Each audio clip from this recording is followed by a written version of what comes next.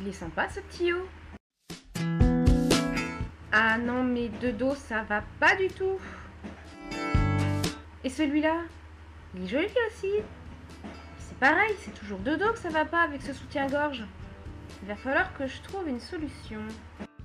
Vous l'aurez compris, je vous retrouve aujourd'hui pour un DIY spécial customisation d'un soutien-gorge pour passer de ça à ça. Donc c'est parti!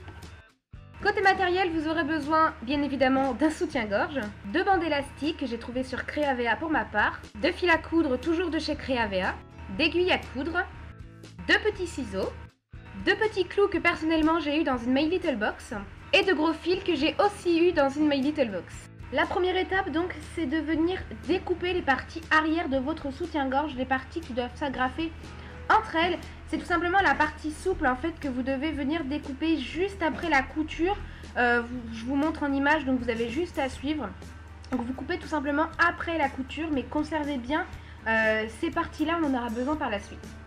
Maintenant vous vous retrouvez avec seulement la partie avant de votre soutien-gorge, donc vous la mettez de côté, vous prenez ce que vous avez découpé et vous allez venir placer les bandes élastiques, parce qu'en fait c'est une seule grande bande de chaque extrémité. Vous collez le début de l'élastique, vous allez à l'extrémité de ce que vous avez découpé et ça va vous donner la taille de votre bande parce qu'on va découper 3 bandes. Donc comme c'est la taille que faisait le soutien-gorge dans votre dos, ça va être la taille que devra faire aussi l'élastique. Donc ça c'est un repère et ensuite vous n'aurez plus qu'à découper encore 2 autres fois cette même taille d'élastique. On vient ensuite s'armer de son fil et de son aiguille et on va tout simplement venir coudre les bandes. Donc pour la première bande, vous venez tout simplement mettre à une extrémité du soutien-gorge, donc vous commencez par en bas ou en haut, peu importe.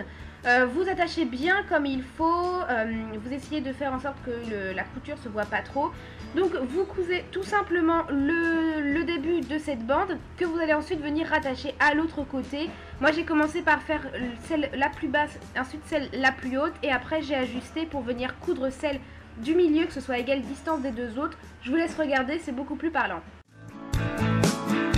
Personnellement, vu ma poitrine, je peux pas vraiment me permettre de porter de soutien-gorge sans bretelles. Donc il reste encore les bretelles de devant, mais bien sûr, le petit trou pour insérer la bretelle à l'arrière a disparu puisqu'on l'a découpé. Donc on va tout simplement venir le rajouter sur une des bandes. Alors soit vous pouvez mettre votre bretelle que à l'avant en attachant chaque côté à l'avant par exemple. Ou alors vous pouvez très bien attacher vos bretelles comme d'habitude. Pour cela, vous venez juste mettre un petit bout de la bande sur l'élastique arrière. Donc vous prenez les repères avec l'arrière qu'on a découpé au tout début, donc ça va vous permettre de savoir exactement où mettre la petite attache et vous venez tout simplement coudre de chaque côté de la petite bande pour faire une espèce de petite encoche dans laquelle vous viendrez insérer la bretelle du soutien-gorge. On passe maintenant à la décoration à proprement parler de l'avant du soutien-gorge. Donc ces petits clous, comme je l'ai dit, je les avais dans une My Little Box. Donc il y a deux couleurs, il y a un peu argenté et un gris un peu plus foncé. Là je vous montre une certaine façon de les disposer parce que c'est comme ça que j'ai décidé par rapport à ce que j'avais. Bien sûr vous pouvez utiliser ce que vous voulez, les positionner comme vous voulez. Donc les petits clous comme ça c'est super simple, vous les posez où vous voulez. Vous pouvez très bien les poser avant pour avoir une idée du résultat final et ensuite vraiment les attacher. Vous appuyez très très fort pour que les petites piques puissent transpercer le tissu et apparaître à l'arrière. Vous venez recourber les pics vers l'intérieur en appuyant très très fort pour surtout que les pics ne ressortent pas, d'une parce qu'il ne faut pas que ça se détache et de deux pour pas que ça s'enfonce dans votre peau, mais c'est très souple, c'est vraiment pas compliqué du tout à appuyer et vous faites ça pour chacune de vos petites piques et voici le résultat final.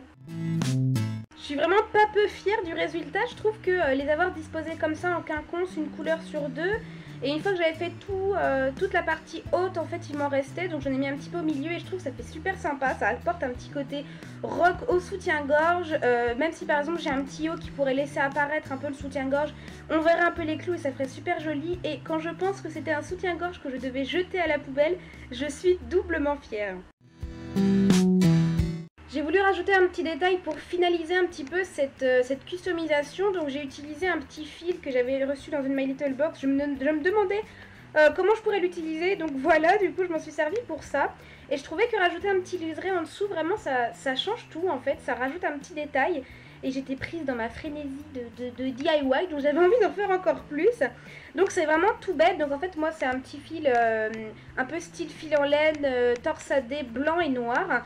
Et donc ce que j'ai fait, c'est que pour pouvoir l'attacher, j'ai en quelque sorte enroulé le fil à coudre autour, mais que sur la partie noire pour qu'il ne se voit pas. Donc ça veut dire que je vais rentrer l'aiguille, par exemple je rentre l'aiguille d'un côté du fil, je passe en dessous ou au-dessus et je la fais ressortir de l'autre côté, mais à chaque fois, donc c'est de chaque côté du fil, je fais en sorte que l'aiguille passe au niveau du noir, ce qui fait que le fil à coudre va se retrouver par-dessus le fil, mais sur la partie noire, donc il va se fondre, ça ne va pas se voir, et ça va permettre de l'accrocher tout le long. Moi j'ai décidé de le mettre le long de l'armature, mais après bien sûr vous faites comme vous voulez, vous pouvez ou non le rajouter, ça c'est un goût personnel. Moi je trouvais que ça rendait vachement bien.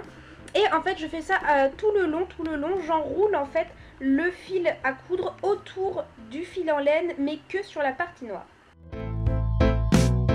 Je suis vraiment fière de moi, j'ai jamais fait un aussi joli DIY. Vraiment ça aurait été trop dommage de le jeter. Quand je vois le résultat, je trouve que le petit fil finalise complètement et on est vraiment dans un tout autre soutien-gorge. Alors après bien sûr vous pouvez prendre une autre couleur, d'autres éléments, d'autres couleurs de clous, d'autres couleurs de fil, rajouter le fil, disposer les clous autrement, en mettre plus. Vous êtes vraiment libre de faire ce que vous voulez. Moi c'est ma version. Je voulais vraiment un soutien-gorge avec des bandes élastiques au dos pour pouvoir porter certains de mes hauts, parce que je peux pas du tout me permettre de ne pas porter de soutien-gorge. Et il y avait des hauts que je pouvais pas trop mettre parce qu'on voyait tout à l'arrière. Si vous aussi certains hauts vous vous empêchez de les mettre à cause de ce détail là, voilà, maintenant vous avez la solution. Plutôt que d'acheter un soutien-gorge tout fait, vous avez qu'à recycler un de vos vieux soutien-gorge. N'hésitez pas à me dire ce que vous en pensez dans les commentaires, j'attends vraiment vos avis, si vous trouvez ça joli, si vous allez le recréer, si vous le recréez, surtout n'hésitez pas à partager vos photos sur les réseaux sociaux.